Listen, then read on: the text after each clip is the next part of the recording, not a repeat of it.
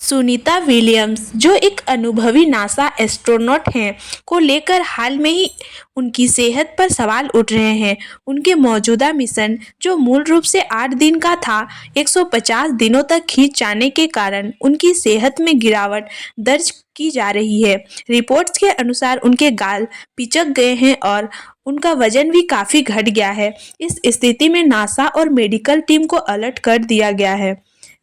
Mission के दौरान चुनौतियां।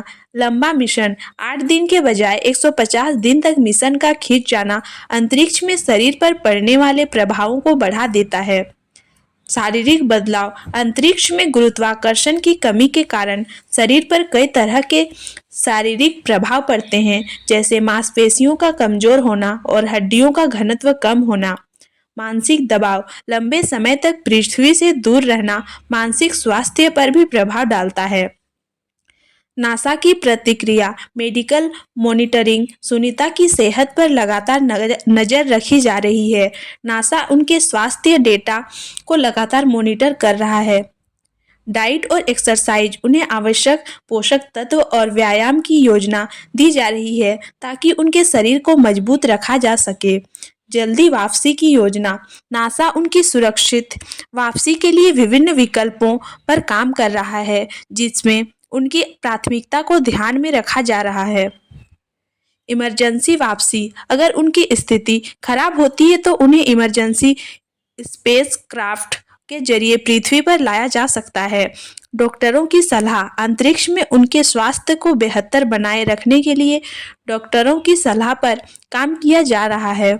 सुनीता विलियम्स जैसी अनुभवी अंतरिक्ष यात्री के लिए यह स्थिति चुनौतीपूर्ण है, लेकिन नासा और मेडिकल टीम उनके स्वास्थ्य और सुरक्षित वापसी के लिए हर संभव कदम उठा रही है। सुनीता विलियम्स की मौजूदा स्थिति को देखते हुए यह समझना महत्वपूर्ण है कि अंतरिक्ष में लंबा समय बिताने से शरीर पर क्या प्रभाव पड़ते हैं और नासा इसे कैसे संभालता है। अंतरिक्ष में सेहत पर असर। पहला, गुरुत्वाकर्षण की कमी। मांसपेशियों और हड्डियां कमजोर होती जाती हैं। शरीर में तरल पदार्थ ऊपर की ओर खिसकते हैं, जिससे चेहरे पर सूजन या बदलाव आता है। दूसरा, रेडिएशन का प्रभाव। अंतरिक्ष में पृथ्वी की सुरक्षा पतन से बाहर रहने के कारण ज़्यादा रेडिएशन का सामना करना पड़ता है, जो दीर्घकालिक स्वास्थ्य समस्याओं का कारण बन सकता है। नंबर 3, मानसिक स्वास्थ्य। लंबे समय तक पृथ्वी से अलगाव और सीमित वातावरण में रहना तनाव, अकेलेपन और मानसिक थकान का कारण बन सकता है। नासा की रणनीतियाँ। Real time monitoring.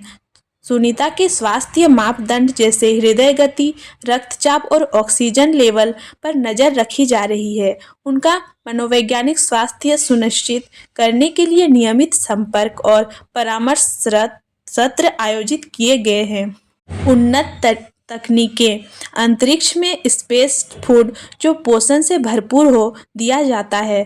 Space station पर विशेष व्यायाम उपकरणों का उपयोग किया जा रहा है ताकि उनकी मांसपेशियों और हड्डियों की मजबूती बनी रहे। सुरक्षित वापसी।